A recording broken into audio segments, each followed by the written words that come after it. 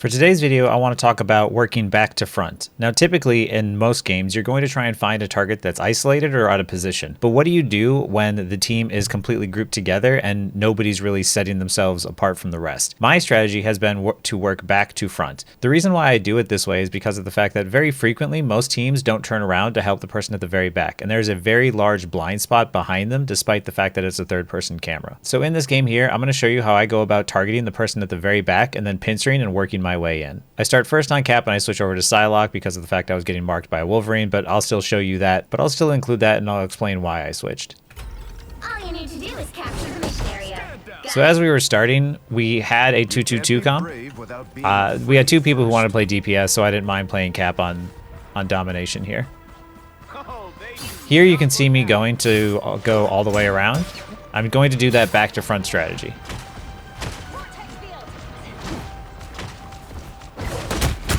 Here, I see Luna isolated away from her team. Not only is she in a blind spot, but she's also at the very back of her team, making it much easier for me to try and get an execute on her. It also means that for her team to help her, that they would need to back away from my team. The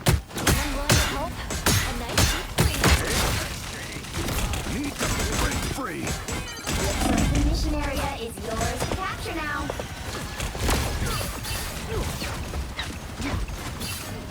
You always want to make sure that when you take a lot of damage as a tank to back up, get behind cover, and stand still and let your supports get you back to full before re-engaging back in.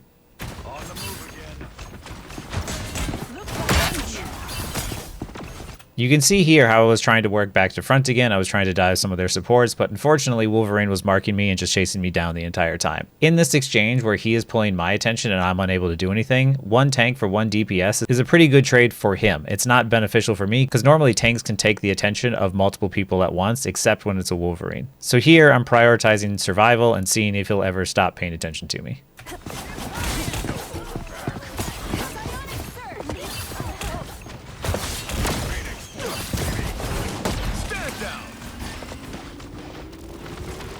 Capture the mission area. These come in real handy.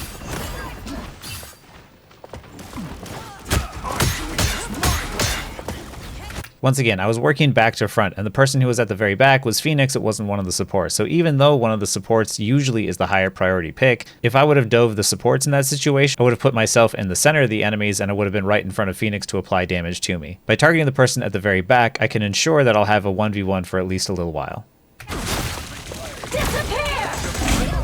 At this point in time, after realizing that the Wolverine was never going to stop chasing me and I was going to get no value, I decided to switch to Psylocke because I could duel him better this way. A lot of people have asked, when do I swap heroes? When's the best time to do so? When you realize that you're not able to get value on your current hero or you're not feeling like you're getting enough, then it's time to try and consider what other hero can I play in this instance to get value, or what role can I play that would bring more value to the team. You're mine. Sayonara. Control seized. I am Groot! I like the cold. That's shady. Oh, it's the grand finale. Step aside.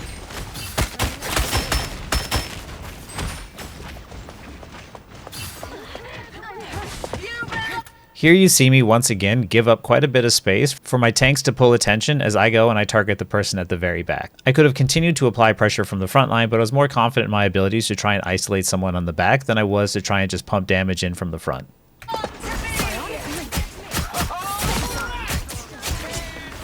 And because of that, once Emma had ulted and pushed Invis into an area where she thought she was safe, I was already there on the flank to be able to execute her and deny her that cover.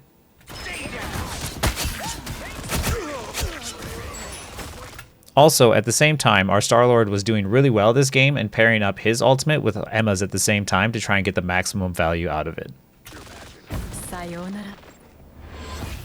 This will do nicely.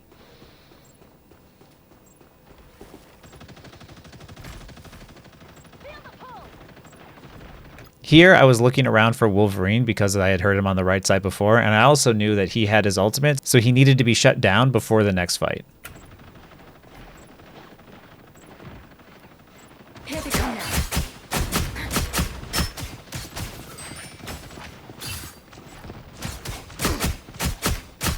With my element of surprise ruined, I'm trying to just poke Wolverine out and get him to go back with his team. This clean pick right here is the exact reason why I like working back to front. Even though he was directly next to two of his supports and Phoenix, because of the fact that they didn't turn around, he was a free execute. And it's even more valuable because of the fact that he had his ultimate going into that fight. The third person camera is great at peeking around corners, but there is still a huge blind spot behind players and they tend to forget that. So even though his team was entirely grouped together walking forward, by attacking the person at the very back, I basically made it a 1v1 between me and them. Half of the mission area. Keep going. Doing this my way. Double kill. That's 3. Wow, 4 in a row.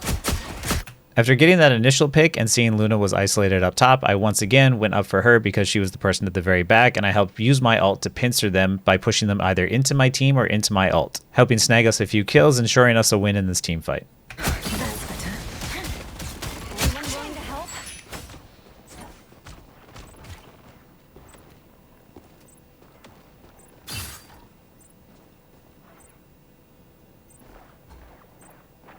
Here you see me setting up to be sneaky once again. I'm going to wait until they push forward and try and isolate one target at the very back.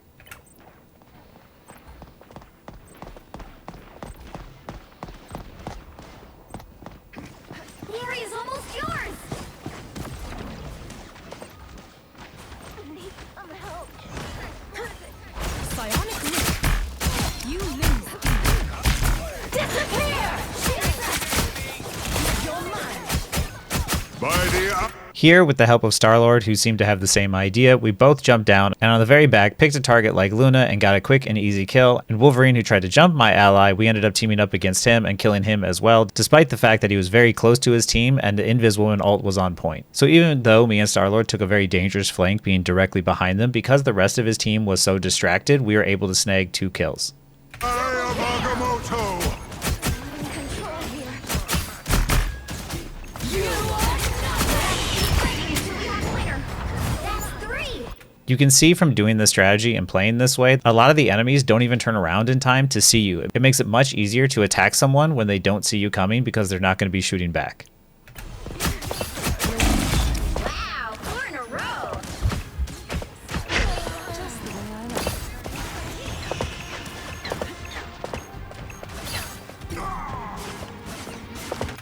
I didn't realize we didn't have supports in this moment, so I ended up getting a little too greedy there.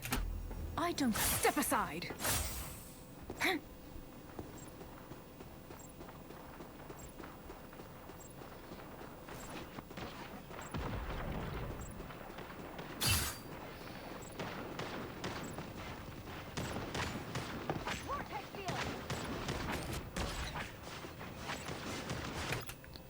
You can see me being very patient as I wait behind cover while my team pulls their attention. You always want to be looking back and seeing where your team is at before you engage, so that way you know that you're timing it properly. Jumping in too soon means you'll die. Jumping in too late means you won't be there to help your team. You need to have precise timing when you're going to engage, so you always should be aware of where your team is before engaging the enemy.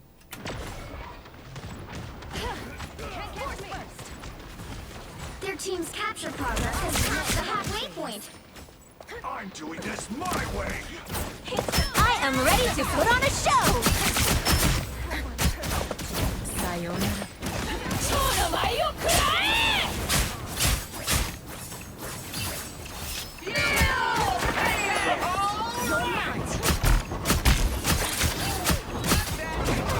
Farewell. After very unsuccessfully trying to take out the Phoenix and even using my ult on her, I retreated back to go help my team instead and pincer in on someone, because the amount of healing from Luna's Snowflake on that Phoenix was so much higher than I ever expected that us winning this team fight was essentially luck on my part. Because not only was I just breaking even by pulling the attention of Phoenix, another DPS, but I also used my ult and unsuccessfully killed her. I was able to help a little bit more than Phoenix by being able to get back in the fight and shoot a little bit more into their tanks, but ultimately this fight wasn't decided by anything really that I did, and more so by what my Star-Lord and Emma had done. What a difference. You need me. Control seized. You'll have to keep fighting until we have a winner. We earned this.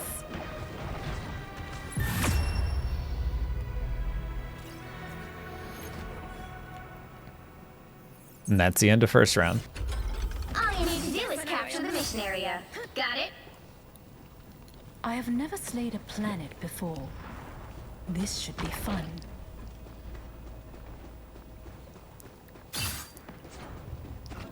Oh boy, here they come! In this moment, I was going to go and try and find a position to flank them from back to front once again, but before I went in, I saw a pink health bar over on the right, and I wasn't going to go do my strategy until I first took care of that problem, which is going to affect my backline. If you notice an enemy that's trying to flank or take another angle, don't just ignore them and feel like you need to be pumping damage or doing something somewhere else. Watching them and being prepared for them is you still doing something. And is sometimes just as important, if not more so, because of the fact that you're going to deny a flank or deny a play from the enemy from happening. Need some help. Anyone willing to help? A nice deep freeze. On the move again. Looks like the mission. For a dive hero like Captain America, he does really well by people not paying attention to him. By sticking around early and being able to poke him out faster, it forced him back to be with his team and gave my team a little bit more space and room to breathe. Seeing Hela pop down also with no cover made for a very easy and very lucky execute, and now I'm going to go do my strategy of once again working back to front. Area is yours to capture now. By the eye of Agamotto! In this moment, the enemy team is very distracted by my team as Bucky goes to ult in, and my team throws up a defensive ult. Here, I look at Cloak and Dagger, who's at the very back, and that's my first target. If I can burst her quickly enough before her team turns around, it'll be a free pick. Armed and dangerous! Again!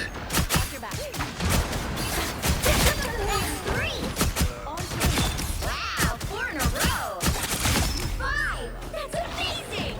And just like that, in that perfect order, I was able to work my way from back to front without any of the enemies turning around, only for the only person in that entire time to see me be Captain America. This is my preferred method of play because of the fact that I'm not mechanically good enough to challenge a lot of players head on. So I try to be very sneaky, time my engages properly, and choose my targets carefully. By doing things this way, not only am I able to ensure the drop on each one of the opponents I go up against, but I also require very little in terms of resources such as healing or bubbles or saving from the rest of my team, leaving more resources for my tanks and teammates who might need it more.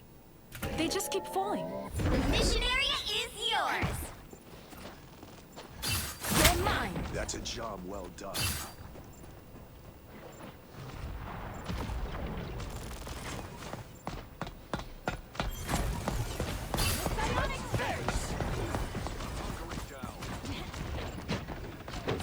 Here, once again, you see me taking my sneaky approach of finding a place, standing perfectly still, and waiting and choosing a target, letting my team pull attention away from me, making it easier to engage on the backline. Psionic link.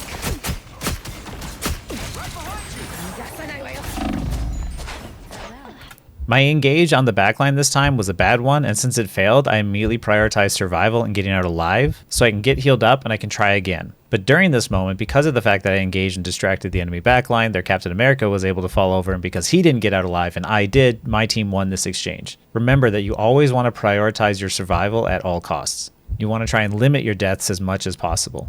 I'm hurt. That's better.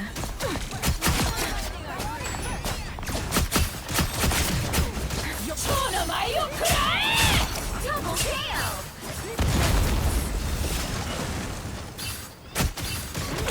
I like it cold. You're mine. This will do nicely. There, because we had the upper hand, I decided to ult the Cloak and Dagger and then chase after the Invis woman, and what you saw me do there when I got her down to a sliver of health and I stopped shooting was I was delaying the stagger by an extra second or two. I know it doesn't seem like a lot, but I always try to stagger enemies even longer if I can, if they're isolated, because if you know that you have one person left and there's nowhere for them to go and you can get them down to a sliver of health and you can delay their death for an extra few seconds, that might be all you need in order to win the game. Especially on domination here where we already have control over the objective, and a stagger could mean 10% more on that objective. Needed some help. Here's this slide. A little help, please. You've captured more than half of the mission area. Keep going. In this moment, I messed up thinking that I had 2 dashes for some reason, and I clearly did not, so I died here from just mismanaging my cooldowns, which is pretty bad on my part. I should have taken the time, and I had the time to be able to look at my dashes and make sure that I had enough.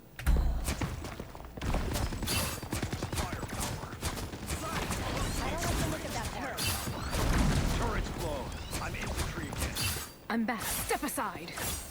I'm doing this my way. Out of sight. Against the world! It's the grand finale! There they are. The shields are down. In this moment, with the enemy support ults going off on point and my support ult going off on point, I'm here just playing at the back waiting for my time to engage in. While the enemy support ult is happening, there's not a whole lot I can do to really help my team, and if I go out there just to try and pump damage into it, I'm not going to be damaging anyone, and I might be able to charge my ult off of it, but it also means that I would be putting myself in danger, and I might stress my supports out trying to keep me alive as well. By me hanging back and away from the damage while the support ult is happening, I'm allowing my supports to prioritize everyone else who's already in the fight. When the enemy ultimates are going on and I'm already in safety, there's no reason I need to put myself in danger right away. I can play patiently and wait for those ultimates to run out and then engage afterwards. I prefer to do things this way, so that way my strategists and my tanks can help my teammates. Part of helping your team is requiring as little resources as possible to get the job done. So I'm trying not to put myself in danger when I don't have to. Extermination! Glory is almost yours! Step aside. As Star-Lord ults and he pushes Invisible Woman behind cover, I am already there to help deny that cover. And because I had hung back and waited outside of the enemy ultimates before, after I engaged in, I had a full health bar and all my cooldowns ready to go to be able to do so. If I had gone in too early, I might have put myself in danger and I might have needed to use my resources to escape rather than securing that kill. Sometimes the best way to help your team is by not making yourself a burden.